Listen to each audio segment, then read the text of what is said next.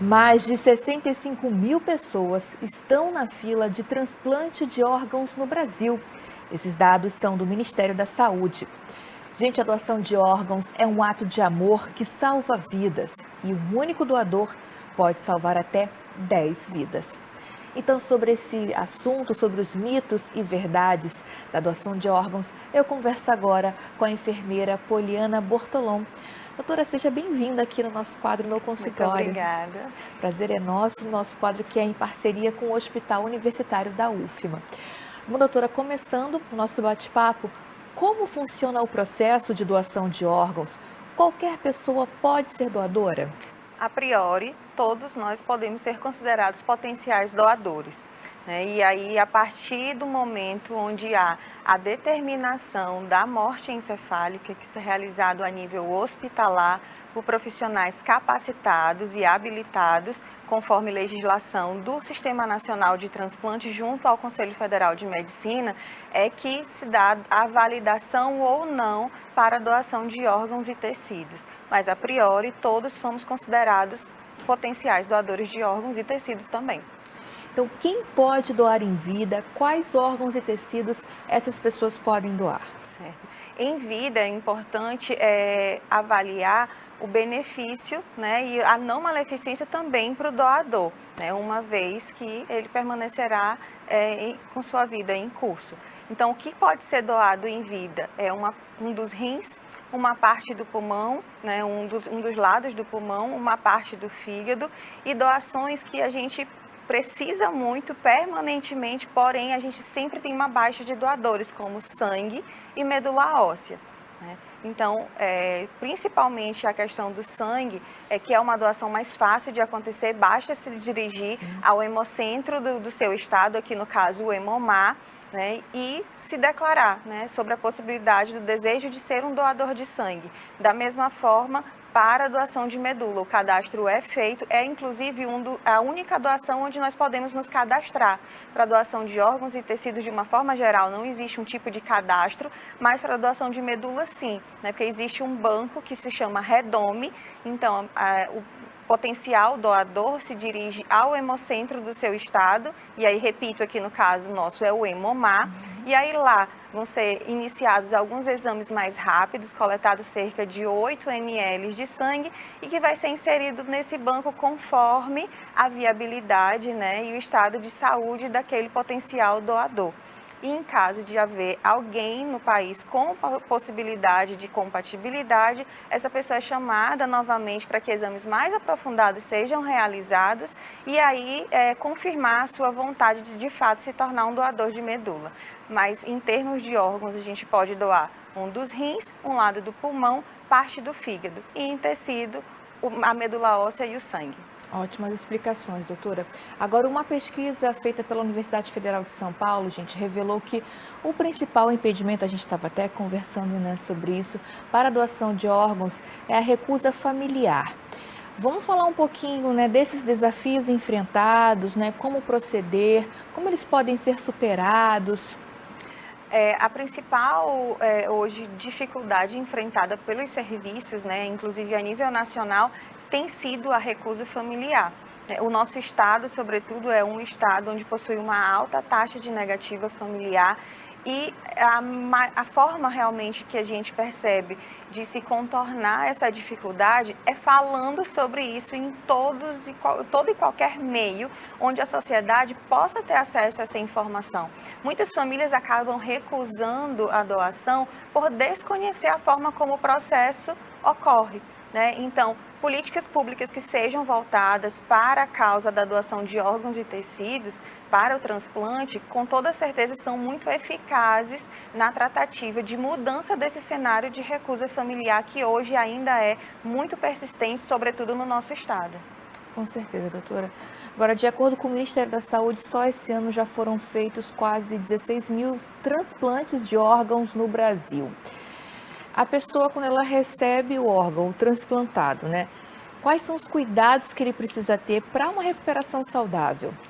É importante frisar, com essa sua pergunta, que não só o transplantado, que no caso é o receptor, e quem mas também todo, doou, né? Isso, mas todo o seu ciclo ali de rede de apoio, familiares, Sim. cuidadores, eles precisam estar envolvidos na continuidade desse tratamento. É importante muito a gente lembrar, né, e informar para a população que o transplante ele não é cura, o transplante ele é um tratamento e por isso o transplantado, uma vez sendo realizado esse procedimento, ele precisa de um acompanhamento multiprofissional por toda a vida, para que esse enxerto ele funcione da melhor forma possível, né? Então, as melhores formas de cuidar desse órgão, a primeira é o compromisso e a responsabilidade da utilização dos medicamentos imunossupressores, né, diariamente, e que não pode haver falhas, né? E que o Sistema Único de Saúde, por serem medicamentos de alto custo, são disponibilizados via Sistema Único de Saúde justamente para que toda a população transplantada tenha acesso a esse tipo de medicação. Então, tanto o transplantado como seus cuidadores e familiares, eles precisam ter muito a responsabilidade da manutenção rigorosa da utilização. E aí, claro, hábitos de vida saudáveis, acompanhamento com a equipe multiprofissional para que tenha orientação nutricional, a orientação do profissional da educação física, psicologia, terapia ocupacional, todos numa rede de uma forma que dê realmente o sustento, né, para que esse transplantado tenha uma vida com qualidade e com seu órgão funcionando da forma devida. Perfeito, doutor. Então, uma equipe multidisciplinar atuando aí nesse processo de recuperação. Doutora, vamos falar do trabalho do Hospital Universitário, né, que tem uma certificação nacional, né, no quesito de doação de órgãos. Exatamente. Hoje o Hospital Universitário é o único hospital público no nosso estado habilitado à captação e transplante de órgãos e tecidos, né? E aí é importante a gente destacar que nós não somos habilitados a todas as modalidades. Hoje, o que o Estado, né, é habilitado a captar e transplantar em termos de órgãos, rim, fígado, coração, né, e em termos de tecido, córneas e o tecido músculo esquelético. Então, essas são as nossas habilitações e que o Hospital Universitário se destaca como sendo o único público habilitado a realizar tanto a captação quanto o transplante desses órgãos com uma equipe, né, multi-envolvida. Nós temos a unidade de transplantes funcionando dentro do Hospital Universitário, onde ela contempla tanto a parte do pré e pós-transplante, né, então o preparo desses potenciais receptores, o acompanhamento dos pacientes já transplantados. A gente conta com a Comissão Intra-Hospitalar de Doação de Órgãos e Tecidos, que é uma comissão responsável pela busca, né, e captação, toda a logística de captação desses órgãos dentro do hospital universitário.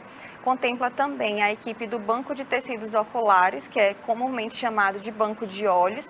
Então, é uma equipe que funciona 24 horas por dia e circula toda a capital, né, visitando os hospitais onde existem potenciais doadores de tecidos oculares, que são aqueles doadores que podem ser tanto após o diagnóstico da morte encefálica, como também após a parada cardíaca, né? Então, 6 horas após a parada do coração, existe a possibilidade da doação dos globos oculares, né, de onde se retira as córneas, e que devolve a visão para outras pessoas. E a gente conta também com a enfermaria de transplantes e os ambulatórios que nos dão suporte para todo esse acompanhamento que a gente falou anteriormente, que precisa para o paciente transplantado.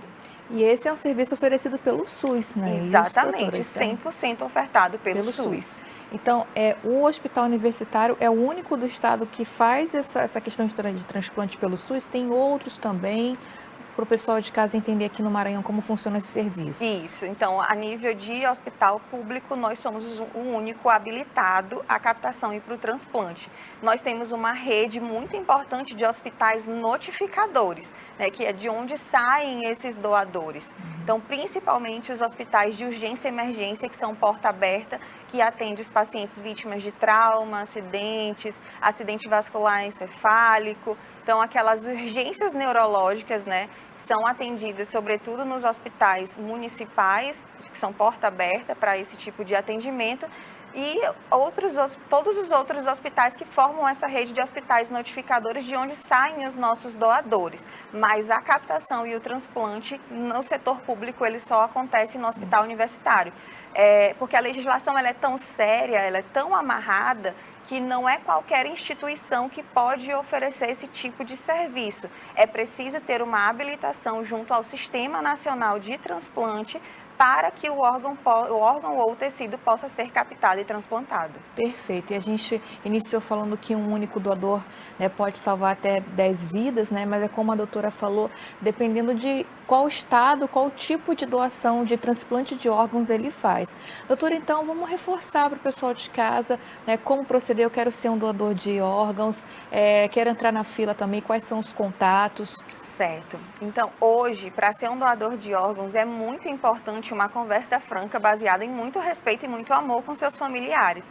Muitas pessoas acreditam que ainda é necessário ter na carteira de identidade, na carteira de motorista, registrado em cartório, o seu desejo de ser um doador. Isso legalmente não é mais válido, tá? O que de fato é válido é a autorização familiar. E lembrando que não é qualquer familiar que pode autorizar uma doação. Parentes de primeiro e segundo grau, cônjuge e união estável comprovada é que de fato podem autorizar uma doação. Existem casos extraordinários onde o falecido, infelizmente, não tem um vínculo familiar ou não tem mais uma referência familiar que possa proceder com essa autorização. E aí, o seu responsável, que naquele momento estiver disponível, a gente pode entrar com contato via Defensoria Pública para tentar viabilizar essa doação. Mas, de fato, o que a legislação tem determinado é que são parentes de primeiro e segundo grau, cônjuge e a união estável comprovada. Então, é importantíssimo que a gente tenha essa conversa com os nossos familiares, nas nossas rodas de amigos, no nosso trabalho, porque somente a família, depois do momento devido, é que vai poder autorizar essa doação. Então, se ela já sabe previamente do seu desejo, com toda certeza é uma decisão muito mais fácil de ser tomada, apesar do momento de dificuldade e da dor da perda. Perfeito. Olha, a gente conversou sobre mitos e verdades, várias dúvidas, né, sobre a doação de órgãos. Eu conversei com a enfermeira Poliana Bortolom. Doutora, obrigada pela sua participação. Nós que agradecemos. Retornar. Obrigada por esclarecer as nossas dúvidas. Nós que agradecemos.